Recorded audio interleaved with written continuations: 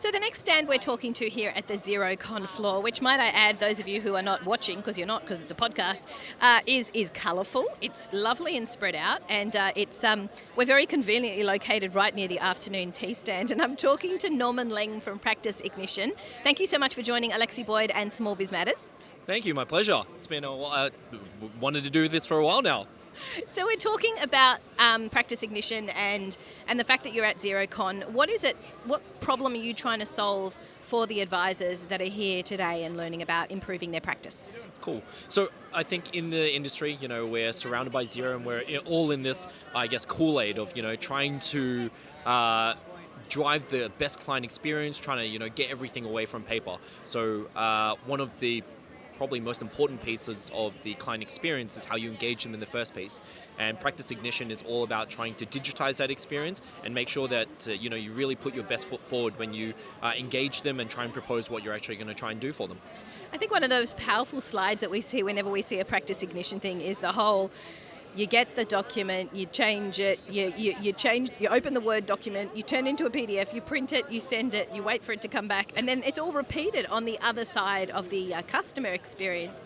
Well, there's a major pain point right there. Yep. How do you cut down on that time in literal terms, and what does that mean for the practice at the other end?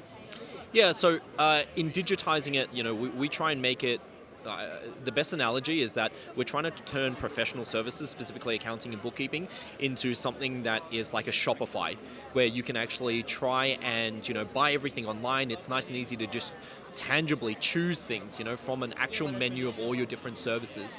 So in terms of the practice end, it's really quick to build those proposals. It's really quick to actually be able to put together a proposal as well. And you don't need to run off and check with, partners and other managers and what is the pricing here and, how do we word this specific thing. On the client end of things, it's a simple way to actually just get the actual proposal, see very clearly what it's actually all about, and then sign off on it, or digitally as well. You sounded to me like you are actually supporting practices by almost creating a website for them, a website kind of feel where people can easily pick and choose the product that they want. Are you also providing that service as well? Yeah, so we actually have already built out the coding, so then you can actually just copy our code that we provide, and all your services that you have inside Practice Ignition then essentially become like an online shop that you plug into your website, and your clients can just click and choose the packages and click and choose the additional services they actually want, and that automatically generates a proposal. So then you can actually follow up with them and say, actually, you might not actually fit into this package, you actually need the next package up, or based on what you've selected here, I would recommend that you take these extra advisory services because you fall into this particular session. So Australians are known for being early adopters and people who are really comfortable with technology. Do you think the movement towards acceptance by something like ATO for e-signing has helped get people's head around the idea of e-signing documents as well? Yeah, definitely. I think just across the board in the Australian market, we're a lot more comfortable with doing things online. I think there's this huge perception of how far ahead the States is when actually in real terms they're actually so far behind the Australian market. The fact that we have so many of our purchases online, that we can log into things online. Bank feeds was such a big thing, so long ago. And in the States, it's, so far behind there. So all of these advancements in digitization and doing things electronically has helped not just us, but the whole industry. And it's a definite movement that way as well. I think it's also the comfort with the idea of being to tap into my bank and you can just grab my direct debit details and then it's all sorted. Whatever makes it easier, and that's kind of the solution to everyone's problems, is just making it easier. Tell me about where you think the future of Practice Ignition goes, because it's a pretty nicely packaged up product right now. What sort of developments, if you want to do some breaking news here on Small Biz Matters, what sort of developments do you see in the future for Practice Ignition and in support of accountants and bookkeepers? So I think that we are a little bit wrapped up in drinking the Xero Kool-Aid and the whole idea of fixed fees, because there are a lot of practices and everyone has got this notion of let's migrate to fixed fees. But I would say actually the majority of practices still haven't moved that way, or there's a portion of their business that they haven't completely moved across. Currently, Practice Ignition is definitely catered towards practices that are offering fixed fee or jobs that are on completion, but people that are billing hourly still need that actual support, whether it's support to do it as they are now or support to actually migrate over.